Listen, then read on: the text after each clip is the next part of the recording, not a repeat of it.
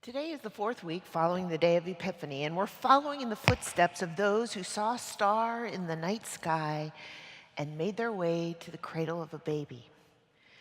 Traditionally, in this part of the church year, we tell the stories of Jesus, God with us, and consider how his human life demonstrates for us how we might live out our own individual human lives. And if you've been here, you will know we've been doing that for the past 3 weeks: birth, baptism, and a breakthrough at a wedding last week.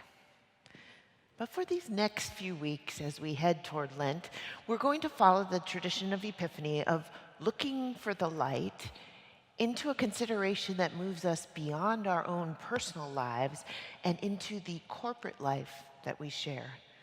That is, any of the spaces in which we live in relationship with other human beings, struggling together to build community that makes this world just a little bit better. We'll take our tips in these next few weeks from the biblical story of the Hebrew people who lived quite a corporate soap opera of a life. They struggled through claiming their national identity, trying to create laws and structures that created space for everyone to flourish.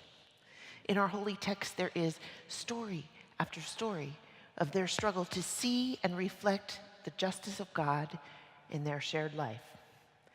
As we examine the hopes and fears of the Hebrew people, I thought it might be instructive to tell their story and see what kind of light dawns for us.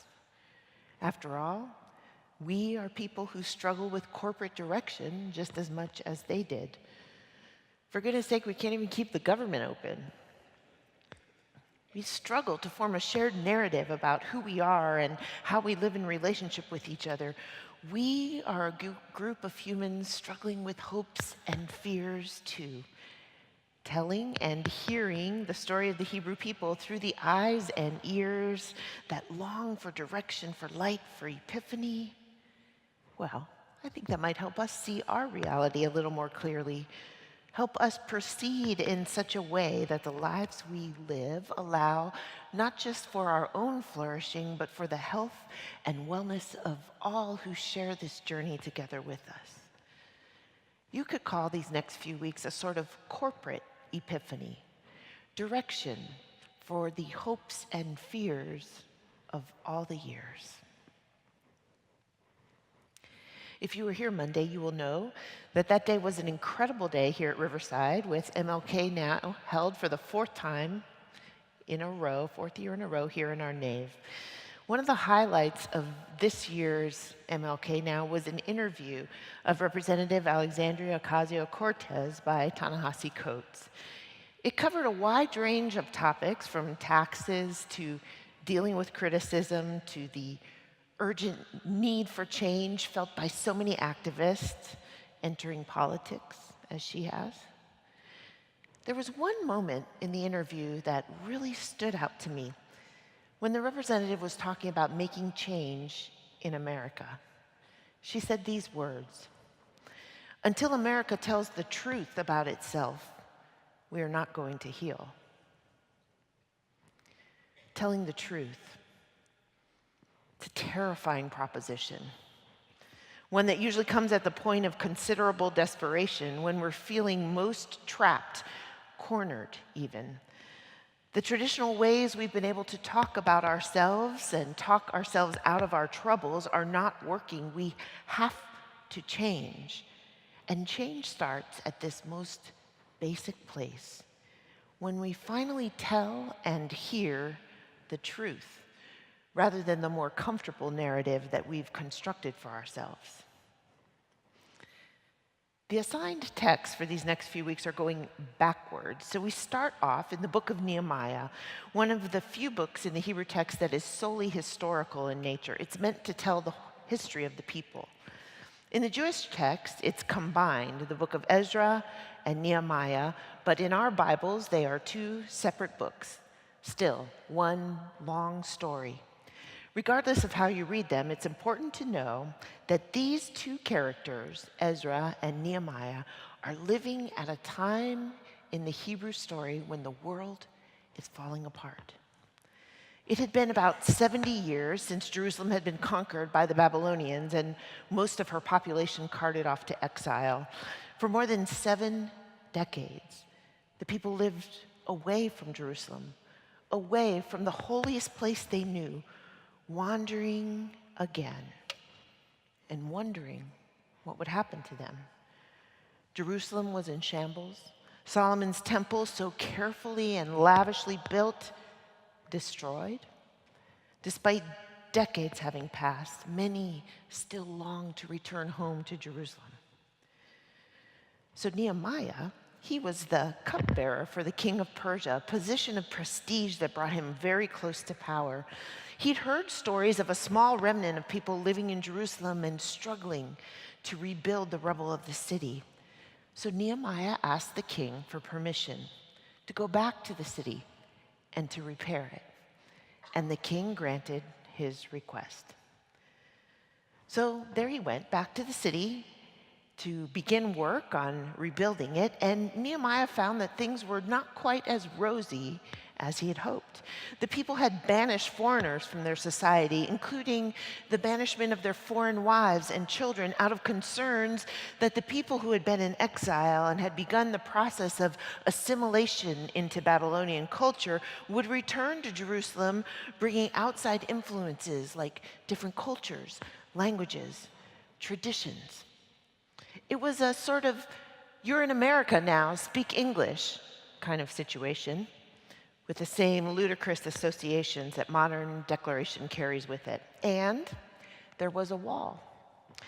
Nehemiah had spearheaded building the wall around the city of Jerusalem.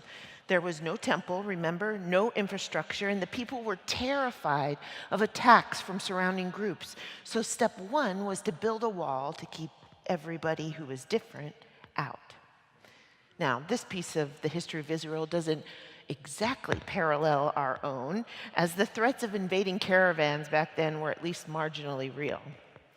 Still, the people in Jerusalem lived with substantial fear of the other, much of that fear manufactured and fed by urgent messages of leaders insisting they needed to protect themselves from folks who were different. And even inside the walls, the people who lived in Jerusalem were still separated from each other. There were the folk who stayed behind for 70 years, living in the rubble, struggling to make life in a situation of destruction. There were those who had returned from Babylon, ready to create the reality they remembered from 70 years ago. And all of them gathered that day at the direction of Nehemiah and under the leadership of the scribe named Ezra, at part of the city called the Watergate. Immigrants, walls, Watergate. Picture it how you will, but no, there was tension. Tension between the residents and the returnees, tension between leaders and people, tension about all of the ideas about how we can best move forward. The people, they were conflicted and confused. They did not have enough light to see their next steps clearly. They needed epiphany just as much as we do. Well, Nehemiah, he knew this. So he invited Ezra, the scribe, to read aloud from the books of the law, long lost to a people who were dispersed and divided. A platform was built next to the Watergate, and Ezra, the scribe, stood up to read. Now, you might think that church sometimes goes a little too long around here, but that day, on the edge of Jerusalem, Ezra read and read and read, the text says, from morning until midday. And this was not a ceremonial reading of an assigned text in a formal setting. No, this was Ezra, the priest and scribe, reading from the law of Moses to everyone, to anyone who wanted to hear. There were men and women and children and slaves, those who had just returned from exile, those who had carried on in the rubble of a city. They did not know together how to organize their corporate life. They were lost and unsure. And so when Ezra stood up to read the truth, the story of how they began as a people and a nation, they all gathered around and listened with rapt attention. Perhaps they knew that until they started telling the truth about their history, they could never begin to heal. It was shortly after the end of apartheid in South Africa in 1994 that the first Truth and Reconciliation Commission in that country was assembled. Truth and Reconciliation Commissions focus on addressing inequality and attempting to heal divisions in societies that have histories and legacies of violence and inequality. Over 7 years, from 1996, some 2,000 people, perpetrators and victims, told their stories of what they had done or what had been done to them under the system of apartheid. All of this testimony was broadcast live throughout the entire country of South Africa, and all around the country, people watched. Some wept, some scoffed, some knew these stories all too well, and some were hearing them for the very first time. But the point of a Truth and Reconciliation Commission lies in rewriting a nation's history, a people's history, to provide a story of events that honors and respects survivors and provides citizens with an understanding about how that violence took place and who was responsible for human rights violations. It's telling the truth about who we have been in order that we may become who we hope to be. It's another way of saying, until we tell the truth about ourselves, we're not going to heal. And we see from reading the history of the Israelites, telling the truth about who we are is the first step to becoming who we want to be. When we find ourselves in the middle of chaos and injustice that does not represent our shared values, it's time for us to tell the truth with courage and consistency. A 2018 article in the New Republic suggests that South Africa, Peru, Guatemala are not the only countries whose corporate life might be restored by a commitment to telling the truth about who we have been and who we are. It is past time for our country to do the same. The author writes, the time has come to think seriously about whether the United States will need a Truth and Reconciliation Commission, because reconciliation is only possible when you start telling the truth. And while reconciliation is not complete justice demanding, as it does accountability and at least compensation, it makes it possible to move forward.